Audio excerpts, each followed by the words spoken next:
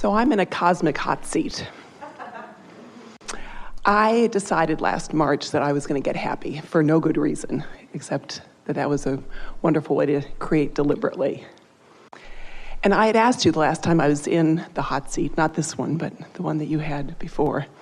I had asked, and probably not very articulately. You can say that better. I can say it better now. No, you can say it better now. You can not beat up on yourself about what you said before right now. Yeah. Okay, I asked a great question. Yeah. And I can ask it even better now. There you go. So I asked, and it was about the idea of deliberate creation, the idea of focusing on something that I wanted and putting myself in the feeling place of having that, or going and patting the cat and just getting happy for no good reason. And you said it doesn't matter. So I took your words to heart, and I went and got happy for no good reason. And I have 3 cats to pat. And I gathered a whole bouquet of about 140 ways that I love to feel. So I said, I love feeling relaxed. I love feeling powerful. I love feeling, etc. And out of my oblivion, a magnificent man showed up in my life. Yeah. A really magnificent man. Yeah. And I'm in the hot seat because I'm married. I wasn't expecting it. I wasn't even looking for it. I was just patting the cat.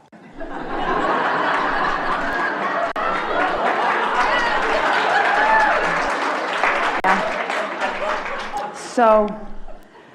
So by not being specific, you didn't disallow what you really want. That's and right. in that general state of allowing what you really want came. Right. Yeah. So now what? I was hoping you'd tell me that. Well, so far so good. Keep petting your cat. Okay, so here's how I understand this. Before you speak, let us give you a little piece of something. And that is, there is frequency. Esther's been having fun thinking about the 7 dwarves. There's grumpy. Right. And there's happy. And Right. and of course there's this high-flying disc. Esther's figured that there's about 200 dwarfs now. Passive aggressive and confused. So there are all of these potential places that you could be. But on this high-flying disc, when you find that high-flying disc, that's a frequency. When you find something maybe called overwhelmment, that's a frequency. But when you stay there for a while, the momentum on that disc becomes more and more. So it doesn't matter what disc you're on, the more you focus on whichever disc you're on, the faster the momentum goes. And the faster the momentum goes, then the stronger the point of attraction is. In other words, it's easy to attract things that you don't want. It's also easy to attract things that you do want. And most of you have enough mixed bag. In other words, you can attract something from here and something from here all at the same time. Are you calling me a mixed bag? Calling all of you that. It's really the point of this conversation is to sort of do a better job of clarifying what you want. So the question that we think would be a good one to put to yourself, or any of you to put to yourself on a pretty regular basis is, since I accept, and we want you to accept this, since I accept about my human personal self, that I move around on these discs. I'm not consistently there all the time. I move around on the disc. I want to be there. I like to be there. I'm on that high-flying disc more now than I've ever been before. I'm doing a better job of maintaining it. Step 4 is more what my life is becoming. But I do move around on the disc because I am human and I am observing what's going on in my experience. So sometimes I'm on the high-flying disc and sometimes I'm not. So the question that we want you to put to yourself is, from which disc did I attract that? Did that idea come out of wanting to fill a void? Did that idea come out of not feeling enough? Or did it come from my high-flying disc? And you know the answer to that question when you ask it. And if the answer to it is, oh, I know that came from my high-flying disc because I was there long enough to know what that felt like. And when whatever it was, in this case meeting someone, manifested, it felt like that, I'm sure that it was from that, then all you got to do is just do your best to maintain that, and everything will sort itself out.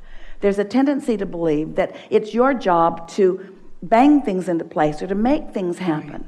And what you're really wanting is to just stand in a very clear point of attraction and allow what you want to flow to you. And when you're in that high-flying place and something flows to you, accept it for the perfect outcome to the trajectory that you were upon.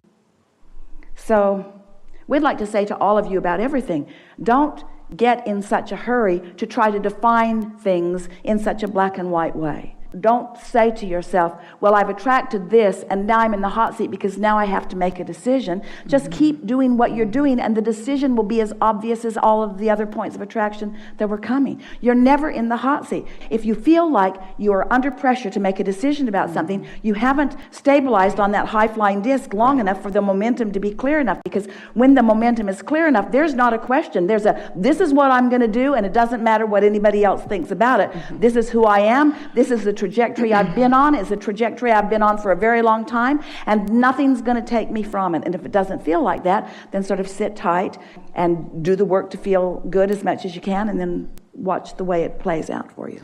So, you know that quote from Einstein where he says, no problem can be solved at the level of consciousness at which the problem was created? Well, he was a brilliant person. So the vibration of the problem and the vibration of the solution are two different frequencies. Right, so focusing on the problem isn't going to get me there. Yeah.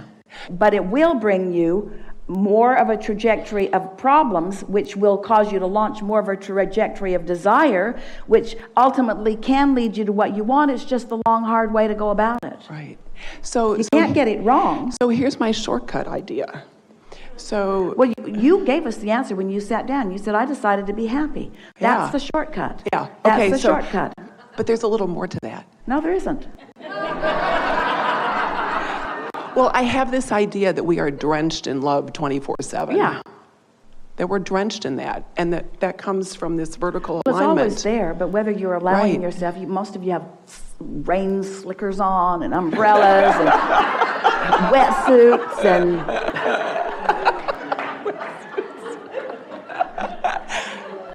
But it reminds me of that guy who had that experience with the dolphin where he got the bubbles in the champagne bubbles in his solar plexus.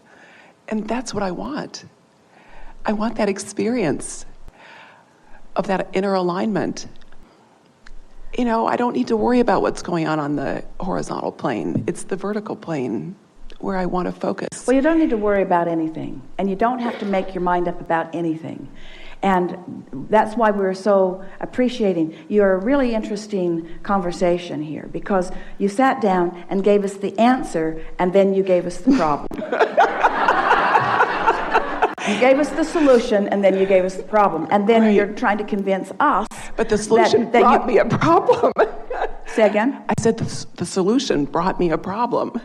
No, solutions never bring problems. They just bring more clarity that lead to greater solutions. It's the belief that you have to culminate it before the energy has brought it about that is the problem. It's the plugging into 30 amps when your coach wants 50. Mm-hmm.